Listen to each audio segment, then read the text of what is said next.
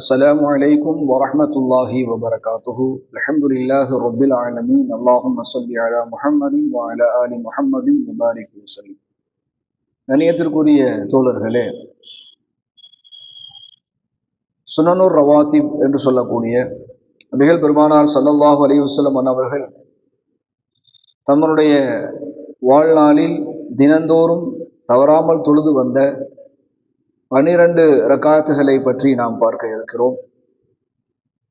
நபிகள் பெருமானார் ஸல்லல்லாஹு அலைஹி வஸல்லம் அவருடைய ஒரு ஹதீஸிலே வருகிறது, மன் சல்லஸ்னத்தை அஷரத ரகாத்தன் வஃபி ரிவாயத்தின் தத்தவ்வுஅன் ஃபி யௌமிஹி வ லைலத்திஹி புனிய லஹு பிஹின்ன பைத்தன் ஃபில் ஜன்னா. யார் ஒரு நாளில் மேல் மிச்சமாக இருக்கக்கூடிய 12 ரக்காத்துகளை, ஃபர்து அல்லாத மேல் மிச்சமாக சுன்னத்தான அந்த தொழுகைகளை 12 ரக்காத்துகளை தினந்தோறும் தொழுது வருகிறார்களோ அவர்களுக்காக சொர்க்கத்திலே ஒரு வீடு கட்டப்படுகிறது, அல்லாஹ் சொர்க்கத்திலே ஒரு வீட்டை தருகிறான் என்று நபிகள் பெருமானார் ஸல்லல்லாஹு அலைஹி வஸல்லம் அவர்கள் குறிப்பிடுகிறார்கள். இந்த ஹதீஸ் முஸ்லிம் ஷரீஃபில் இருக்கிறது. அன்பிற்குரிய தோழர்களே, இந்த தொழுகைக்கு பேரே ரவாத்திப். ரவாத்திப் என்று சொன்னால் தொடர்வடியாக செய்வது என்பதாக அர்த்தம். மாதம் மாதம் வாங்கக்கூடிய சம்பளத்திற்கும் ரவாத்திப் என்பதாக சொல்வார்கள். அப்படியானால் ஒவ்வொரு மாதமும் சம்பளம் கிடைத்து கொண்டது, தொடர்ச்சியாக ரொட்டீனாக நடக்கக்கூடிய விஷயங்களுக்கு ரவாத்திப்.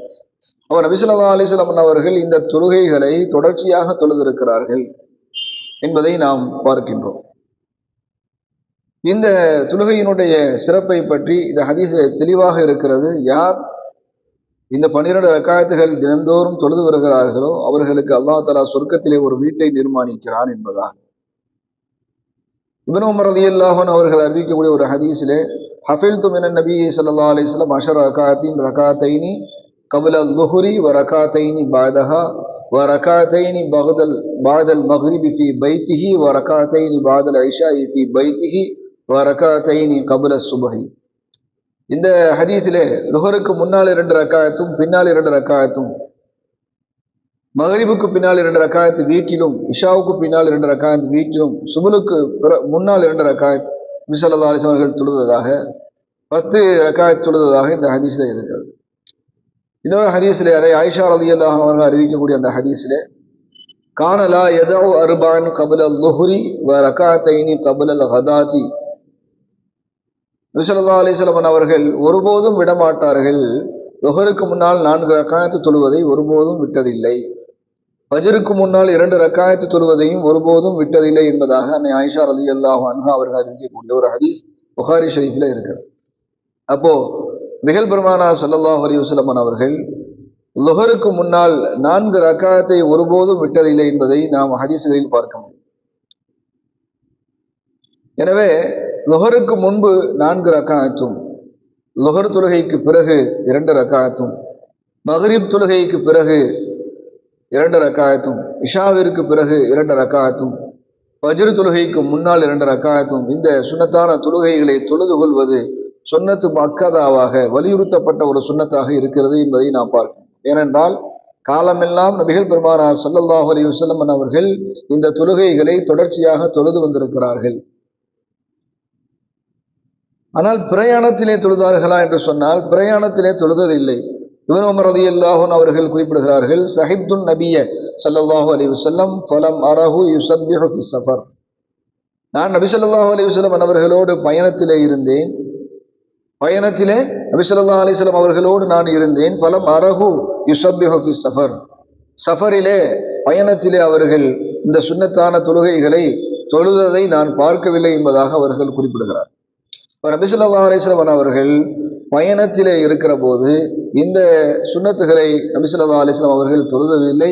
மாறாக ஹதரிலே அவர்களுடைய இருப்பிடத்திலே இருக்கிற போது அவர்கள் தொழுதிருக்கிறார்கள் என்பதை நாம் ஹதீஸ்களிலே பார்க்கிறோம். நபிகள் பெருமானார் ஸல்லல்லாஹு அலைஹி வஸல்லம் அவர்கள் ஃபஜ்ருக்கு முன்னால் 2 ரக்காயத்து தொழுவதையும், இஷாவிற்கு பிறகு வித்ரு தொழுவதையும் சஃபரிலும் அவர்கள் விட்டதில்லை. சஃபரிலே இருக்கின்ற பொழுது இந்த வித்ரை கண்டிப்பாக தொழ வேண்டும், ஃபஜ்ருடைய முன் சுன்னத்தை நாம் கண்டிப்பாக தொழ வேண்டும், இது வலியுறுத்தப்பட்ட தொழுகையாக இருக்கிறது என்பதை நாம் பார்க்கின்றோம். எனவே கண்ணியத்திற்குரியவர்களே, இந்த ரவாத்திப் என்று சொல்லக்கூடிய தொடர்ச்சியாக தொழக்கூடிய இந்த சுன்னத்தான தொழுகைகள், தினந்தோறும் தொழ வேண்டிய இந்த தொழுகைகளின் சிறப்பு என்னவென்று சொன்னால், நபிகள் நாயகம் ஸல்லல்லாஹு அலைஹி வஸல்லம் ஒரு ஹதீஸில் வருகிறது, யார் இந்த லுஹருக்கு முன்னால் 4 ரக்காத்தை தொழுகிறாரோ நரகம் அவர் செல்ல மாட்டார் என்பதாக இருக்கிறது. யார் ஃபஜருக்கு முன்னால் 2 ரக்காத் தொழுவாரோ இந்த உலகமும் இந்த உலகத்தில் இருக்கக்கூடிய வஸ்துக்கள் அனைத்தும் கிடைப்பதை விட அவருக்கு அது மிகச் சிறந்தது என்பதாக சொல்லியிருக்கிறார். இன்னொரு ஹதீஸே நபி ஸல்லல்லாஹு அலைஹி வஸல்லம் அவர்கள் இப்படி சொல்கிறார்கள், வமா யஸாலு அப்தி யதகர்ரபு இலைய பின்னவாஃபில். ஒரு அடியான் என்னை எப்பொழுது நெருங்குகிறான் என்று சொன்னால், நஃபிலான தொழுகைகளின் மூலமாக அடியான் அல்லாஹ்வை நெருங்குவான் என்பதாக ஸல்லல்லாஹு அலைஹி வஸல்லம் அவர்கள் சொல்வார். அடியான் அல்லாஹ்வோடு எப்பொழுது நெருக்கம் பெறுகிறான் என்று சொன்னால், இந்த நஃபிலான சுன்னத்தான தொழுகைகளை தொழுகின்ற போது அவன் அல்லாஹ்விற்கு நெருக்கமாக ஆகிவிடுகிறான் என்ற அந்த ஹதீஸை நாம் பார்க்கின்றோம். அப்படியானால் இந்த 12 இந்த சுன்னத்தான தொழுகைகளை நாம் தொடர்ச்சியாக தொழுகின்ற பொழுது நாம் அல்லாஹ்வுடைய நெருக்கத்தை பெறக்கூடியவர்களாக இருக்கின்றோம். அப்பொழுது அல்லாஹ்வோடு நெருக்கம் பெற்றவர்களாக, அல்லாஹ்வுடைய நெருக்கம் பெற்றுவிட்டால் அல்லாஹ்வுடைய நேசம் கிடைத்துவிடும். அல்லாஹ்வுடைய நேசம் பெற்றவர்களாக நாம் ஆகிவிடுவோம். அப்பொழுது நாம் கையேந்தினால் உடனே அல்லாஹ் அதை கொடுக்கக்கூடியவராக இருக்கின்றான்.